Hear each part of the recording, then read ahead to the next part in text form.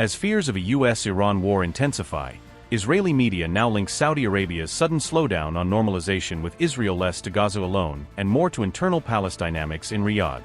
Israeli analysts argue that recent Saudi policy shifts are rooted in palace psychology and dynastic legitimacy battles, rather than being a simple reaction to Gaza or Arab Street anger.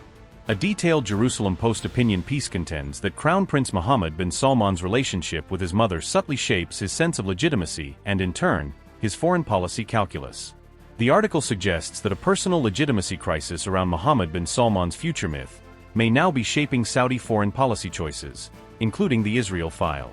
At the center of this theory is Neom, MBS's futuristic megacity, which analysts see as woven into symbolic royal family and maternal dynamics rather than as a mere development project. Neom was launched as Mohammed bin Salman's crown jewel megaproject, a $500 billion futuristic city meant to showcase Saudi Arabia as a cutting-edge global powerhouse.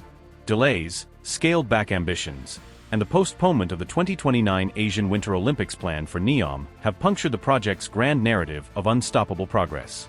Analysts argue that Neom's visible troubles have damaged the carefully crafted image of Saudi modernization as inevitable, smooth, and irreversible.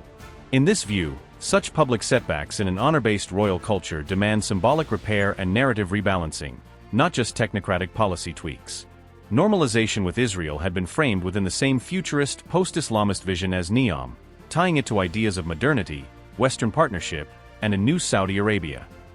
As that future myth strains, closer ties with Israel now carry higher political and symbolic costs at home, making open normalization harder to sustain.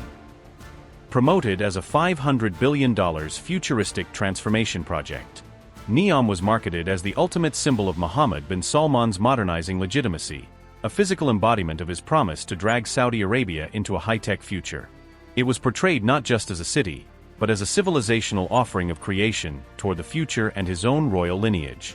The mim in Neom's name echoed both Mustaqbal, future, and at a deeper cultural level, Ummi, my mother, linking the project's mythos to maternal symbolism and the idea of performing greatness before a maternal witness. In this telling, maternal presence functions as an internal pillar of a ruler's legitimacy, so Neom's success or failure carries emotional weight inside the palace. Project slowdowns and cost revisions have damaged prestige and shaken some investor confidence, while delays to the Winter Olympics added to the perception of public setbacks. In honor cultures, such visible failure is often experienced as moral injury, not mere misfortune, and that kind of honor injury can drive rulers to seek symbolic political repair. Normalization with Israel shared Neom's futurist, post-Islamist symbolism, so Neom's disappointment has reportedly contaminated the optics of normalization and made it feel less like a triumph and more like part of a wounded myth.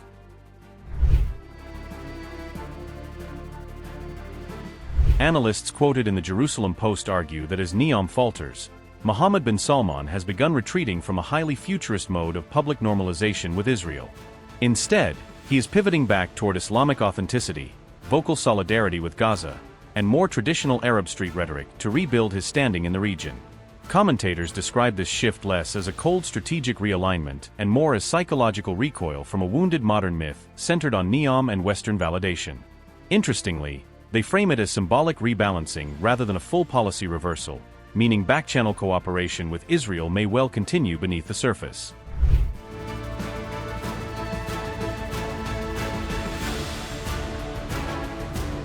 All of this speculation about Saudi motives is unfolding just as U.S.-Iran tensions push the wider region toward possible escalation and miscalculation.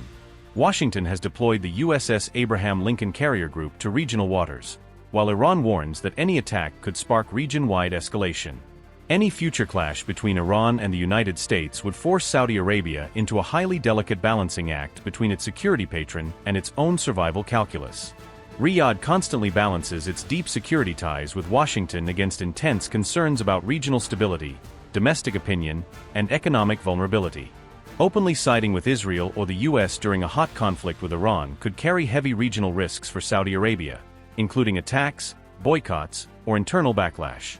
Notably, Saudi officials have already stated that bases on Saudi soil cannot be used to launch attacks on Iran, signaling a desire to avoid being a frontline platform. For now, normalization with Israel looks paused rather than buried, suspended amid war fears, palace psychology, and a complex recalculation of Saudi risks and rewards.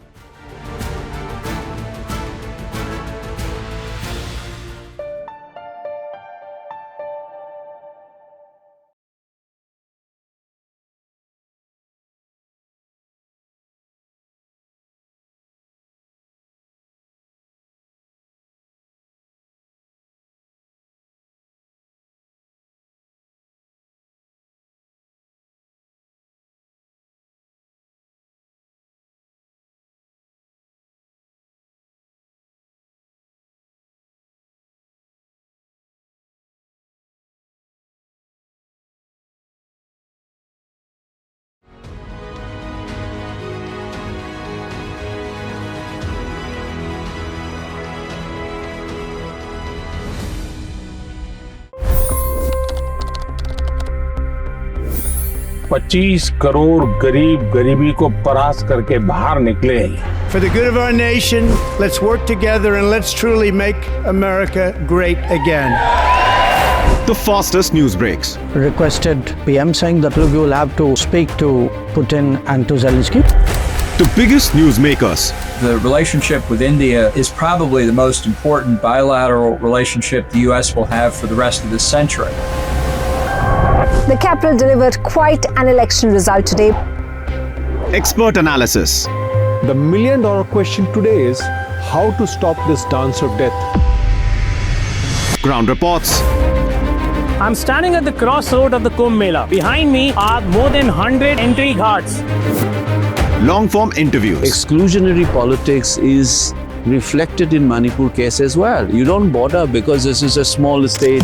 Deep dive into burning issues. It's often said DRC could be the richest country in the whole world. It's because of what sits underneath. Why exactly did the US topple the Sheikh Hasina government? HT videos. We don't just break news, we break it down.